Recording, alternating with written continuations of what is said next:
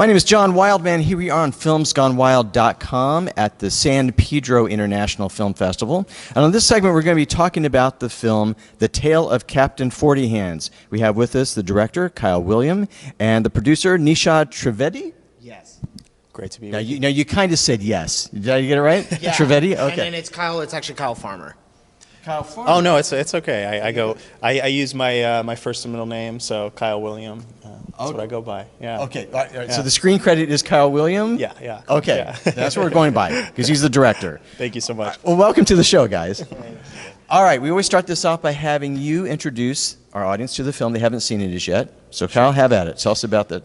Yeah, absolutely. So, The Tale of Captain FortyHands is a pirate adventure that's really a very focused story about a father and his son, and sort of reconnecting with his long-lost son and getting over the trouble of knowing that he's been a terrible father.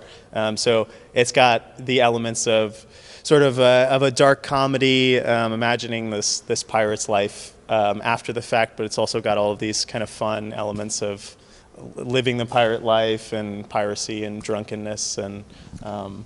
And this was a school thesis film? Yes. This was our thesis film at Chapman University. Okay, so thesis film at Chapman University, and this has the most amazing production value. So how the hell did you guys pull that off? What is the freaking budget at Chapman to let you guys shoot a film like this? Yeah. No, I mean, look, we're so lucky, especially Chapman. We had a lot of great resources. As if you see the film, a lot of it takes place below deck, and that was all done on a stage build.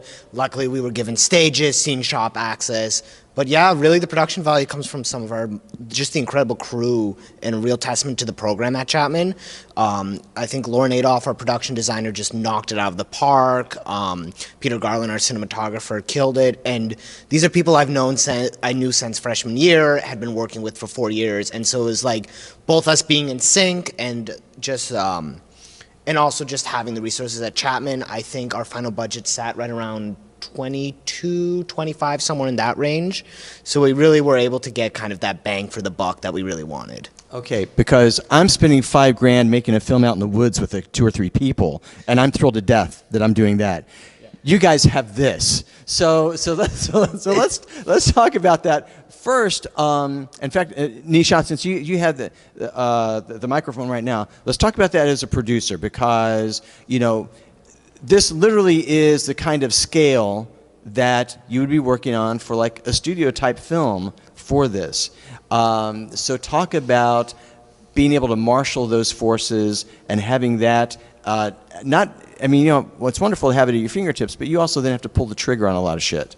So talk about that. Yeah, absolutely. I mean, going in, that's kind of what we wanted. We wanted something that was different than that standard student film, something almost a little bit like a studio film that really kind of like everyone's just takes a step back like you and just says, wow.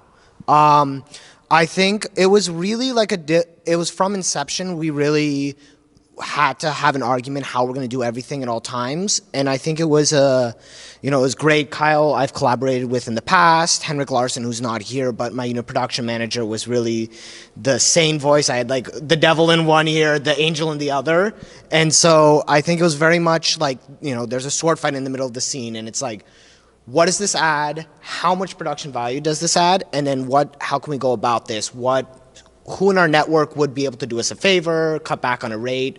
So that was a big part of it. And then it was just building the project around like these key moments of production value. The sword fight, all the stuff above deck that was shot in one of the craziest days I've ever had on set. It was 6 hours in 6, or was it 7?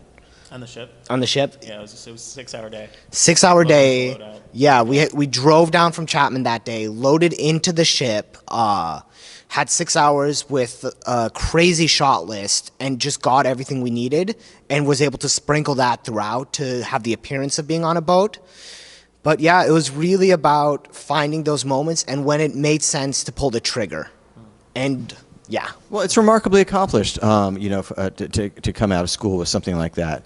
But let's talk about now. It's great to have all the toys and it's great to have that access, but it's also very easy to get distracted by that. And go, it's going to be an awesome fight, and we're going to have this, and the thing's going to fall, and we're going to do that. But, of course, none of that shit works unless you get performances. Yeah. So, Kyle, let's go to you, and let's talk about working with the actors, because you really do have some nice nuance with the interplay between your captain and his son and all that. So talk about, in the midst of all the hoopla and fanfare, which is fantastic as a director, that you're able to focus them to get what you needed. Yeah. So, I mean, first off, we had the pleasure of having an amazing cast. Casting was a very long process, and we came along some amazing finds. Another part of that was we had the opportunity at Chapman to really dive into and develop that script over the period of the semester that we worked on it before we shot. And so we really were just trying to get to the heart of what does this character want, and what is the main conflict. And so there was one through line for the whole thing, and there were lots of ideas. I mean, we started completely differently from where we ended up, but we really just loved the idea of this stunted father-son relationship, and so a lot of it came down to basically choosing where to allow some breathing room, where to sort of not necessarily improvise, but sort of have alternatives and find different options, and then where to really rehearse down to a T. So obviously that sword fight sequence, and a lot of the stuff that was on the ship, we had diagrams of you're going to be here, you're going to be here, and so how thoroughly was everything storyboarded out, or was it?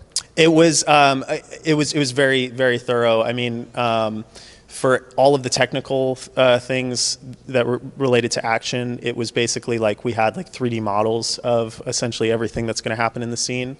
And then that allowed us to, on some of those days when we were in the stage, which is the whole of the ship, to basically try a few options, right? So some of those were the interaction between Captain FortyHands and Tallboy Silver, his right-hand man. We kind of were able to try some different things out. Here you attack him, here you try to get in a jab, and we tried some humor, and we kind of just were able to see what worked there, because the kind of pivotal moments of this needs to be down to a T, those were figured out a month in advance. I always like to talk to other directors about how they go through the storyboarding, because I remember I made a feature, and I remember working with my storyboard artist and rolling around in my living room and going, so she's got the hatchet and he's doing this, and and acting out everything as he's doing that. So how do and when I was watching the sword fight, I was thinking about that. When I was looking forward to asking you this. So how did you do how did you do it? Because now storyboards can be done on laptop, on computer, and done that way rather than hand drawn. Yeah. And sometimes you do your own storyboards. I don't. I do stick figures, right? So how did you do it with your? I was also I mean, I'm not a visual artist in that sense either. So it was really cool because our production designer Lauren, she worked in SketchUp, so we had a program that sort of integrated with SketchUp so that we could actually put our people in there to scale and kind of see what things would look like.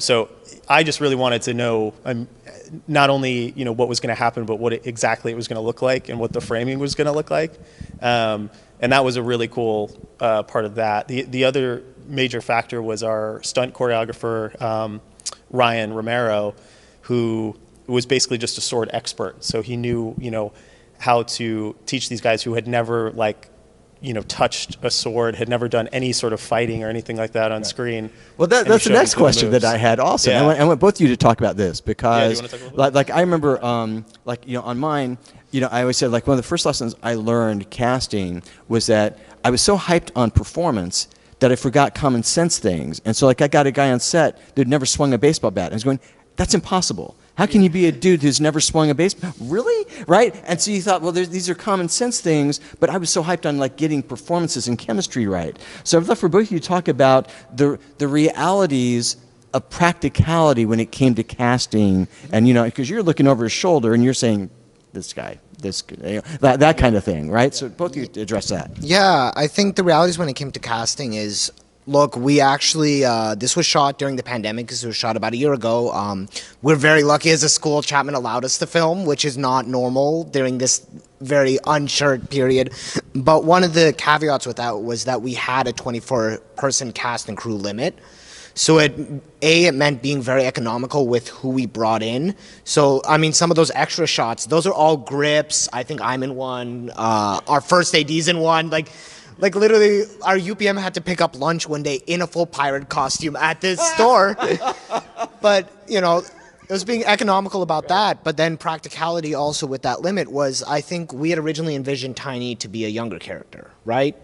Yeah. So casting, we initially were thinking, I think it was written in the script to be, I'm trying to remember, but much younger than it ended up kind of playing on screen, and it ended up being fortuitous because we discovered Alex, who ended up playing Tiny, and you know, we were very nervous because we had a couple minors in the running, and when you have a minor, you have to have, you know, that parent come in and chaperone, and it's added money. It's another crew slot, and we don't have the crew, so it was a very, you know, nerve-wracking thing to kind of like, you know, to flesh out that character, you know, during that time.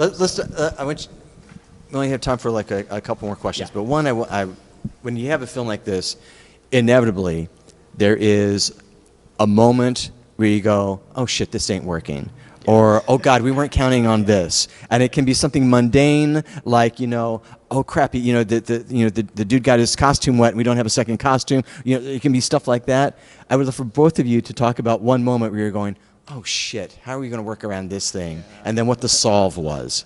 If you know, I was gonna say, I mean, one moment, it's not like a complete oh shit, but back to casting, a moment of serendipity was Brock, the main actor who played 40Hands, is very tall. He's like 6'7", and so when we were casting, we were about halfway in the process of building this set, and literally, Brock is taller than those like barriers. So like there was like I think there was like several days of conversation of like, what can we do with this set? Is there anything we can do?